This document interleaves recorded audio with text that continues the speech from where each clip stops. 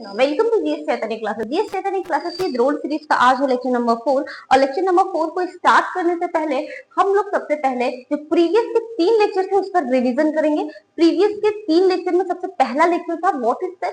What is cell के अंदर हम लोगों ने पढ़ा था, सबसे पहले हमने बोला था व्हाट इज सेल, तो वहां पे आंसर था सेल की वही पुरानी वाली डेफिनेशन थी, structure and functional unit of life is called cell.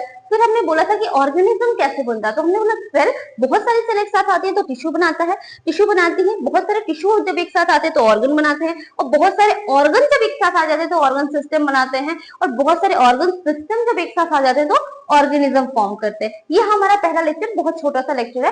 फिर हमने देखा था सेकेंड लेक्चर को। सेकेंड लेक्चर में हमने बात किया था डिस्कवरी रिलेटेड टू सेल के बारे में। डिस्कवरी रिलेटेड सेल में हमने देखा था रॉबर्ट, दो साइंटिस्ट को कवर किया था वहां पे, रॉबर्ट हुक और एंटोन लिविंगहुक को।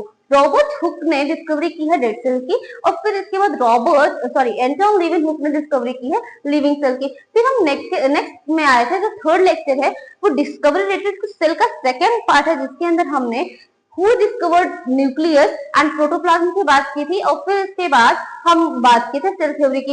Who discovered nucleus, Robert Hooke discovered nucleus, और उन्होंने बोला था कि न्यूक्लियस जो है वो सेल का कंट्रोलिंग सेंटर है, जो कि क्या करता है, सेल को, पूरी सेल को कंट्रोल करता है न्यूक्लियस। ठीक है। फिर इसके बाद हमने देखा था प्रोटोप्लाज्म पर कुंजी ने प्रोटोप्लाज्म टर्म दिया। प्रोटोप्लाज्म को उन्होंने बोला कि सेल के अंदर का पूरा लिविंग कंटेंट जो है वो क्या है, यहाँ पे जो प्रोटोप्लाज्म है वो सेल के अंदर का लिविंग कंटेंट है। फिर हमने सेल थ्योरी के बारे में पढ़ा। यहाँ पे हमने 3 साइंटिस्ट के बारे में पढ़ा था। पहले थे मैथियस लेडन, दूसरे थे थियोडर शॉन, और तीसरे थे रॉडल्फ वॉर्टल। मैथियस लेडन ने बोला कि all plants are made up of plant cell. फिर इसके बाद थियोडर शॉन ने बोला कि all animal are made up of animal cells. फिर इसके बाद रॉडल्फ वर्टो आया और उन्होंने सेल थ्योरी को थोड़ा सा एक्सपैंड किया, और एक्सपैंड करने के बाद उन्होंने बोला कि ओमनी सेलुला ई सेलुला, इस टर्म का मतलब है कि जितनी भी नई सेल बन रही हैं वो कहीं ना कहीं आई हुई हैं प्री एग्जिस्टिंग सेल से, उनके कहने का मतलब था। और यानी कहने का मतलब ये था कि मान लो एग्जांपल के लिए यहाँ पे कोई ये एक सेल बनी हुई है, तो यहाँ पे ये जो एक सेल आपको ये वाली दिख रही है, ये एक सेल कहाँ से आई है, कहीं ना कहीं वो आई हुई है इस सेल से। ठीक है। और ये वाली जो आपको सेल दिख रही है ये कहीं ना कहीं आई हुई है इस सेल से, ये कहने का उनके मतलब था। ठीक है। अब हम लोग स्टार्ट करने वाले हैं फोर्थ वाला lecture.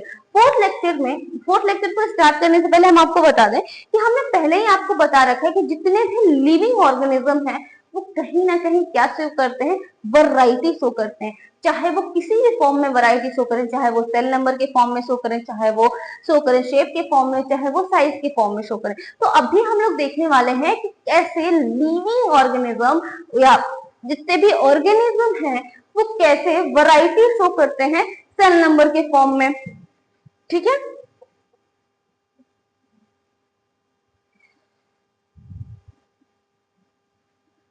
Cell number, shape and size. ठीक है। अभी हम लोग देख रहे हैं किसके फॉर्म में ऑर्गेनिज्म शो करता है वैरायटी, सेल नंबर के फॉर्म वाला हम लोग देख रहे हैं। ठीक है। तो यहाँ पे classification of organism, classification of organism based on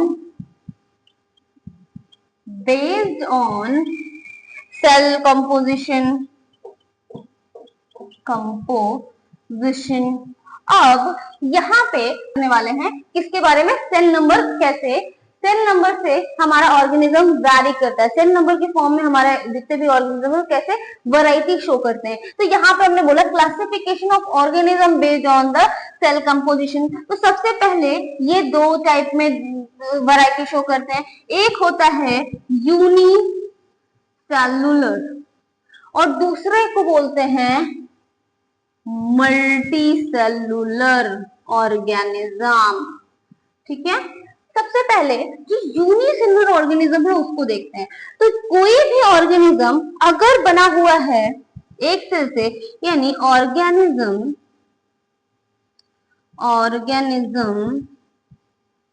made up of only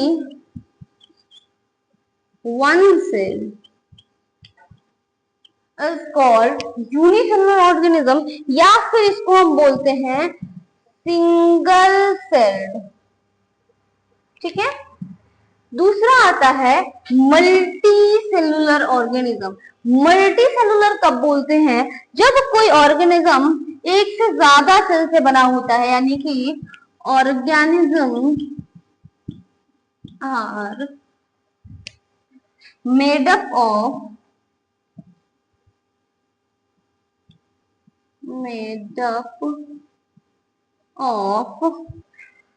more than one cell. ठीक है। एग्जाम्पल के लिए यूनिसेलुलर का हम बोल सकते हैं बैक्टीरिया। ठीक है।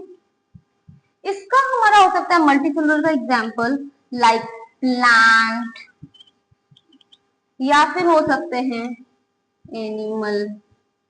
समझ आ रहा है? अभी जो सिंगल सेल ऑर्गेनिज्म है, वो ऑर्गेनिज्म जो सिर्फ एक सेल से बने हुए हैं, उनके एग्जाम्पल लिखवा रहे हैं, जो कि कभी ना कभी पूछे जाते हैं।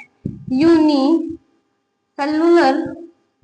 ऑर्गेनिज्म, इसमें तो सबसे पहले तो आ ही जाएगा बैक्टीरिया आपका, जिनके पास बेचारे के पास सिर्फ एक सेल है। ठीक है। दूसरा आपका आ जाएगा क्ले माइडो मोनास। ठीक है। जो कि हमारा क्या है? एल्गी है। ठीक है। दूसरा आपका आ जाएगा पैरा मीसियम।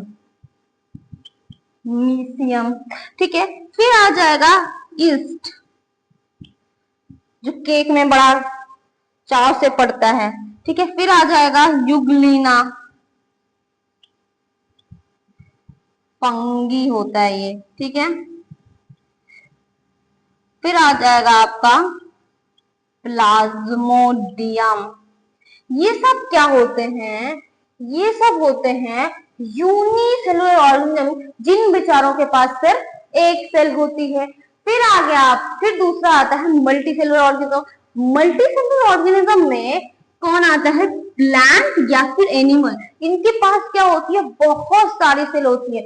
जैसे एक नहीं, दो नहीं, चार नहीं, 10 नहीं, मिलियंस ऑफ सेल है। अब जैसे हम्मी को देख लो, कितनी सेल्स होंगी? ट्रिलियंस ऑफ सेल्स हो सकती हैं। समझ में आया? जो कि क्या, जो किसके अंदर आते हैं? अब हम किसके अंदर आएंगे? मल्टी सेलुलर ऑर्गेनिज्म के अंदर आएंगे। हम थोड़ी ना यूनिसेलुलर के अंदर आएंगे, हम किसके अंदर? मल्टी सेलुलर के अंदर आएंगे। क्यों? क्योंकि हमारे पास एक सेल्स नहीं है, हमारे पास ट्रिलियंस ऑफ सेल्स है। अंडरस्टैंड? अब हम दूसरा ये देख लिया, सेल नंबर के बेस पे कैसे वैरायटीज होगी। अब हमको देखना है शेप और साइज के बेस पे कैसे वैरायटी शो होती है। समझ में आया? शेप और साइज के बेस पे कैसे वैरायटीज होगी। अब क्या, अब आप जितने भी ऑर्गेनिज्म देखते हैं, क्या सबकी साइज सिमिलर दिखती है या कुछ डिफरेंट दिखता है? अब एग्जाम्पल के लिए मान लो जैसे मैं हूं और जैसे प्लांट है, दोनों मल्टीसेलुलर ऑर्गेनिज्म के अंदर आते हैं, लेकिन क्या हम और प्लांट दोनों सेम दिखते हैं? चलो उसको छोड़ो, मान लो कि किसी के घर में डॉग है। अब डॉग और हम, डॉग भी किसके अंदर आ रहा है? मल्टीसेलुलर ऑर्गेनिज्म के अंदर आ रहा है, और हम भी किसके अंदर आ रहे हैं? Multicellular organism. क्या हम दोनों लोग सिमिलर दिख रहे हैं? नो, हम दोनों कहीं ना कहीं डिफरेंट दिख रहे हैं। किसके बेस पे? शेप के बेस पे, साइज के बेस पे। वो ऐसे कुछ छोटे से दिख रहे हैं, कुछ ऐसे दिख रहे हैं, कुछ बड़े से दिख रहे हैं। हम कैसे दिख रहे हैं? हम ऐसे दिख रहे हैं, हमारे दो हाथ दो पैर हैं, और उसके पास क्या है? दो चार पैर दिखते हैं हमको। ठीक है। तो हम कहीं ना कहीं शेप और साइज के बेस पे क्या कर रहे हैं? वैरी कर रहे हैं। ठीक है। अभी हम लोग देखने वाले हैं शेप और साइज के बेस पे कैसे वैरी करते हैं। ठीक है। हाँ, अब हम देखते हैं कि ये शेप और साइज के बेस पे कैसे वेरी करता है। शेप और साइज के बेस हर एक सेल्स के पास, हर एक ऑर्गेनिज्म के पास, सॉरी, हर एक ऑर्गेनिज्म के पास हैविंग डिफरेंट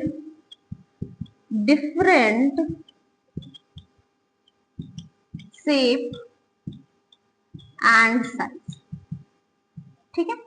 हर किसी के पास डिफरेंट शेप और साइज होता है। एग्जाम्पल के पास किसी का शेप सर्कुलर है, किसी का शेप स्क्वायर लाइक है, किसी का शेप इस तरीके से है। मतलब हर किसी के शेप में अलग अलग डिफरेंस है। अब एग्जाम्पल के लिए आप देख लो, तो आप देखो नर्व सेल को देखो, उसका शेप कैसा दिखता है? कुछ इस तरीके से दिखता है।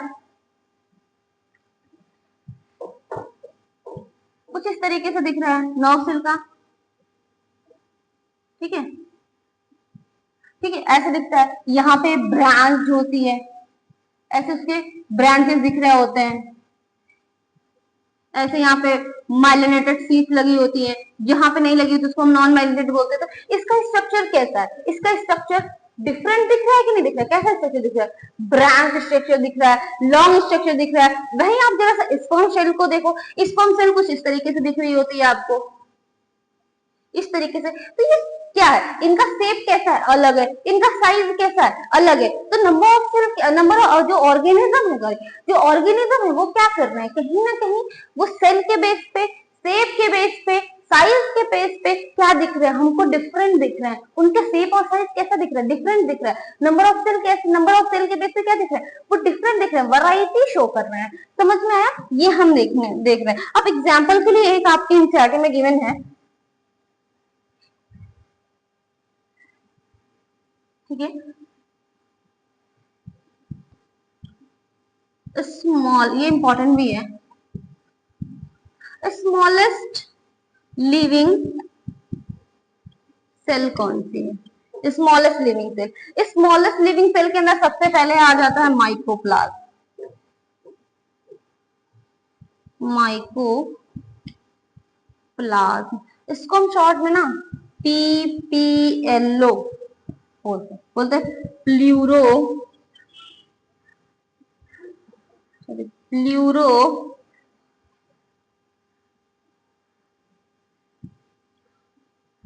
Pneumonia, pleuro pneumonia like organism. दूसरा bacteria without cell wall,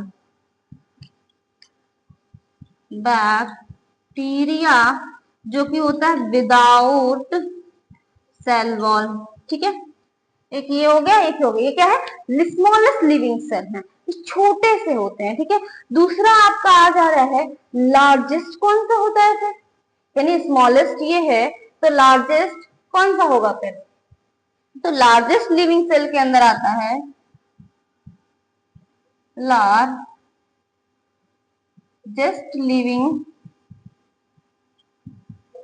cell के अंदर आता है ऑर्चिड, ऑर्चिड का एग, ऑस्ट्रिच एग, ये क्या है, लार्जेस्ट लिविंग सेल है। ये क्या है, स्मॉलेस्ट लिविंग सेल है। तो यहाँ पे जो ऑर्गेनिज्म है वो वैरायटी शो कर रहे हैं, कैसे शो कर रहे हैं, अभी हमने देखा नंबर ऑफ सेल के बेस पे, और कैसे शो कर रहे हैं, शेप और साइज के बेस पे, और कैसे शो कर रहे हैं, और कैसे शो कर रहे हैं, वो कितने बड़े हैं, वो किसके बेस पे, शेप और साइज के बेस पे शो कर रहे हैं, शेप के बेस पे, साइज के बेस पे। समझ आ रहा है। तो यहाँ पर नंबर ऑफ सेल के लिए हमने क्या पढ़ा, वो अगर एक है जिसको यूनिसेलुलर, या फिर हम उनको बोल रहे थे सिंगल सेल। एग्जाम्पल के लिए क्या था, बैक्टीरिया, ईस्ट, यूग्लिना, क्लेमाइडोमोनास, ये सब थे। मल्टीसेलुलर ऑर्गेनिज्म इनके पास एक से ज्यादा सेल्स हैं, उनको हम क्या बोल रहे थे, उनको हम बोल रहे थे, जैसे प्लांट, जैसे एनिमल्स, ठीक है, उनको हम बोल रहे थे मल्टीसेलुलर ऑर्गेनिज्म। फिर हमने बोला कि शेप और साइज में भी ये डिफरेंट होते हैं, how different shape and size, जैसे किसी का स्क्वायर शेप है, कोई ऐसे दिख रहा है, स्फेरिकल शेप का दिख रहा है, कोई सर्कुलर दिख रहा है। तो जैसे अभी हमने नर्व सेल का एग्जांपल ले लिया, फिर हमने स्पर्म सेल का एग्जांपल्स ले लिया, ठीक है। ये सब क्या है, शेप और साइज में वेरी कर रहे हैं। फिर हमने बोला कि कुछ स्मॉलेस्ट सेल होते हैं, जैसे एग्जांपल के लिए हमने क्या बोला, जैसे बैक्टीरिया की सेल हो गई। फिर हमने बोला माइकोप्लाज्म, जिसको हम पीपीएलओ बोलते हैं, प्लूरोनिमोनिया लाइक ऑर्गेनिज्म होता है, ठीक है। और फिर हमने क्या बोला कि कुछ हमें ये बताओ कि लार्जेस्ट सेल फिर कौन सी होती है, तो ऑस्ट्रिच के एग्स को हम क्या बोलते हैं, वो सबसे लॉन्गेस्ट सेल होता है। समझ में आया, अब इतना समझ में आ गया सबको, ओके।